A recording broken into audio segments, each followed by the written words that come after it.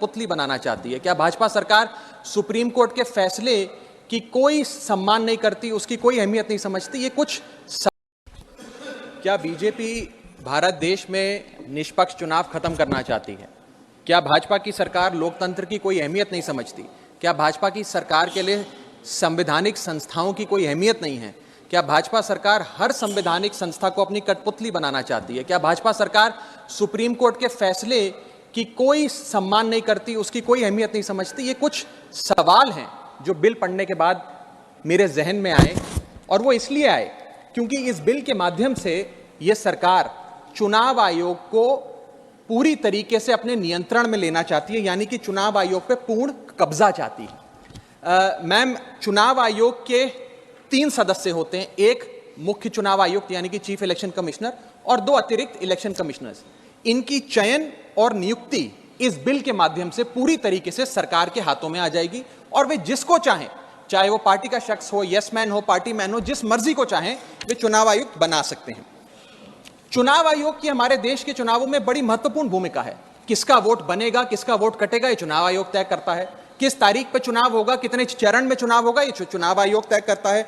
EVM machine कहां कहां भेजी जाएंगी, उसका नियंत्रण, उसका मैनेजमेंट, उसका योग, उसका प्रयोग, सारी चीजें चुनाव आयोग तय करता है। तो इसीलिए चुनाव आयोग एक बड़ी महत्वपूर्ण संस्था है इस देश के फ्री एंड फेयर इलेक्शंस के लिए। Ma'am, I will mince no words. This bill is going to destroy one of the few remaining independent institutions in India, that is the Election Commission, and thereby dislodge free and fair elections from India. ये bill 3 व्यक्ति या संस्था का अपमान है। पहला अपमान है सुप्रीम कोर्ट का। क्यों? क्योंकि सुप्रीम कोर्ट ने इसी साल मार्च 2 को 2 मार्च 2023 को 5 जजों की संवैधानिक पीठ ने सर्वसम्मति से एक फैसला दिया, और वो फैसला यह था कि सरकारी हस्तक्षेप, सरकार का कोई भी दखल चुनाव आयोग की नियुक्ति में नहीं होना चाहिए। यह खत्म करने के लिए हम एक समिति का गठन करते हैं। उस समिति के गठन से मुख्य न्यायाधीश को हटाकर एक कैबिनेट मंत्री को डालकर उसका संतुलन बिगाड़ने का काम और सुप्रीम कोर्ट के फैसले को पलटने का काम इस सरकार ने किया, ताकि एक ऐसी व्यवस्था बन जाए जिसमें जो शख्स ये चाहे वही चीफ इलेक्शन कमिश्नर बनेगा।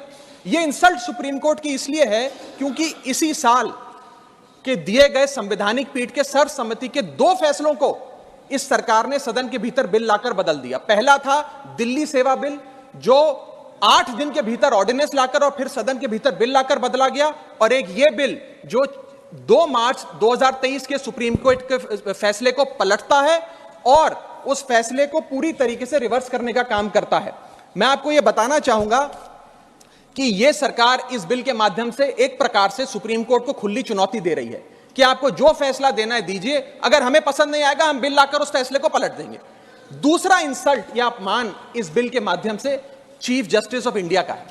सुप्रीम कोर्ट का फैसला कहता है कि चयन समिति के 3 सदस्य होंगे, माननीय प्रधानमंत्री जी, माननीय नेता प्रतिपक्ष यानी कि लीडर ऑफ ऑपोजिशन, और 3rd chief justice of India.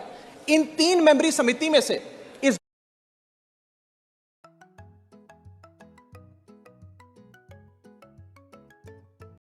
जरूर होना चाहिए, चाहे वो तारकुंडे कमेटी हो, दिनेश गोस्वामी कमेटी हो, वोरा कमेटी हो, इंद्रजीत गुप्ता कमेटी हो, जीवन रेड्डी कमेटी हो, या फिर इसी सरकार की लॉ कमीशन की रिपोर्ट हो।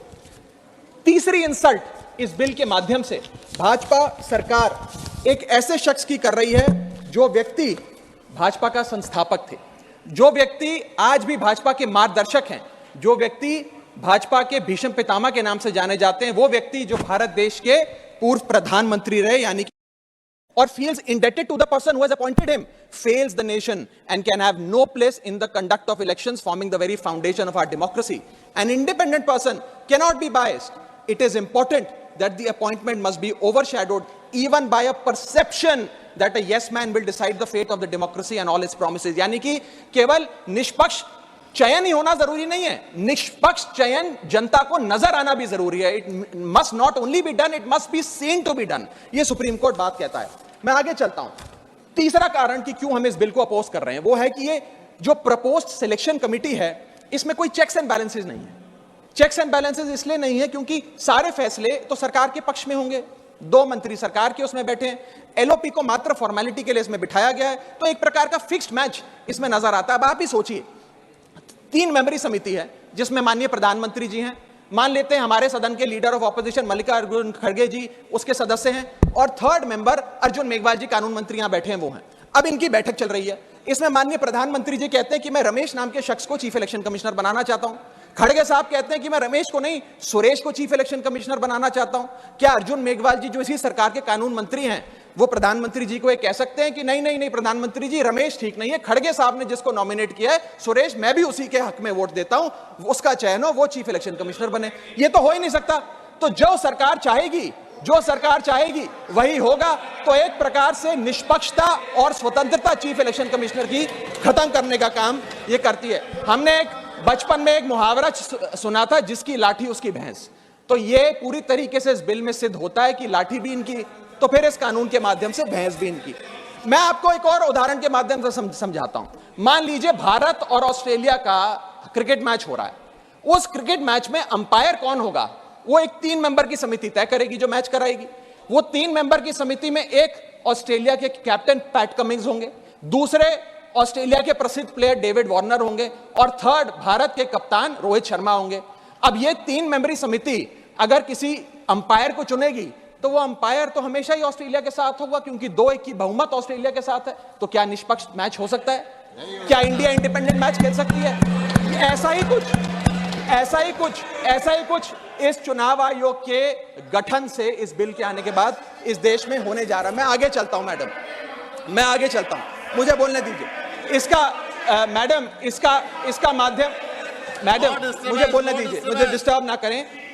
यह बिल 3 की टेस्ट पे फेल होता है, the test of independence, the test of neutrality and the test of constitutionality. ये हमारा कॉन्स्टिट्यूशनल इंपेरेटिव है कि देश में चुनाव आयोग निष्पक्ष हो, ताकि चुनाव निष्पक्ष हो। अगर चुनाव आयोग निष्पक्ष नहीं होगा तो चुनाव निष्पक्ष नहीं होंगे और लोगों की आस्था इस लोकतंत्र से डगमगा जाएगी। मैं सरकार को कहना चाहता हूं, अगर सरकार सुप्रीम कोर्ट के इस फैसले को पलटना चाहती है, अगर सरकार चीफ जस्टिस ऑफ इंडिया को इस समिति से हटाने के लिए इतनी बेकरार है, तो मैं आज सुझाव लाया हूं कानून मंत्री जी। 3 सुझाव मेरे, इनमें से अगर आप कोई सुझाव स्वीकार कर लें तो मुझे लगता है सारा हाउस एक आवाज में आपके इस बिल का समर्थन करेगा। पहला सुझाव यह है, ये 3 ऑप्शन लाया हूं आपके लिए। पहला ऑप्शन यह है कि चुनाव आयोग का गठन, कौन चीफ इलेक्शन कमिश्नर होगा और कौन इलेक्शन कमिश्नर्स होंगे, इसका गठन 2 मेंबरी समिति करे, जिसमें 2 लोग हों, प्रधानमंत्री और लीडर ऑफ ऑपोजिशन, ये विपक्ष के नेता। ये 2 मेंबर्स सर्वसम्मति से फैसला ले, यूनानिमिटी से, क्योंकि 2 लोगों में मेजॉरिटी तो हो नहीं सकती। तो 2 लोग सर्वसम्मति से फैसला ले, जो भी नाम तय करेंगे हम सब मान जाएंगे। ये ऑप्शन 1। ऑप्शन 2 मैं देना चाहूंगा सरकार को, जो लालकृष्ण अडवाणी जी ने दिया था। लालकृष्ण अडवाणी जी की बात मान लीजिए, मेरी मत मानिए, आपको आम आदमी पार्टी तो पसंद नहीं, पर अपने पेट्रियार्क फाउंडिंग फादर, आपके पितामह भीष्म लालकृष्ण अडवाणी जी का फॉर्मूला ले लीजिए। 5 मेंबरी समिति, प्रधानमंत्री, कानून मंत्री, leader of opposition in Lok Sabha and Rajya Sabha और चीफ जस्टिस ऑफ इंडिया। ये 5 मेंबरी समिति एक निष्पक्ष चुनाव आयोग का चयन कर लेगी। और तीसरा ऑप्शन, अगर ये दोनों ऑप्शन आपको पसंद नहीं, तो मैं आपको वो ऑप्शन बताना चाहूंगा जो कॉन्स्टिट्यूएंट असेंबली में प्रोफेसर शिबन लाल सक्सेना ने दिया था। वो था कि जो भी नाम ये चयन समिति तय करे, वो नाम सदन के भीतर लाए जाएं और 2/3 बहुमत लोकसभा और राज्यसभा से नाम पास हो जाए, वो आदमी चीफ इलेक्शन कमिश्नर बन जाए। मैं सकारात्मक बहस कर रहा हूं, मैं ऑप्शन लाया हूं। ये इन 3 ऑप्शंस में से कोई भी ऑप्शन चुन लीजिए, सारे विपक्ष को मनाने की, एकजुट करने की जिम्मेदारी मेरी।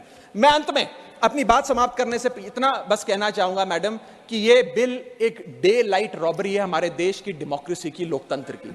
इस बिल के माध्यम से भाजपा डेमोक्रेसी को हाईजैक करना चाहती है। And I on behalf of the आम आदमी party oppose this bill, vehemently oppose this bill, because this bill will ensure that India, which is today known as the mother of democracy,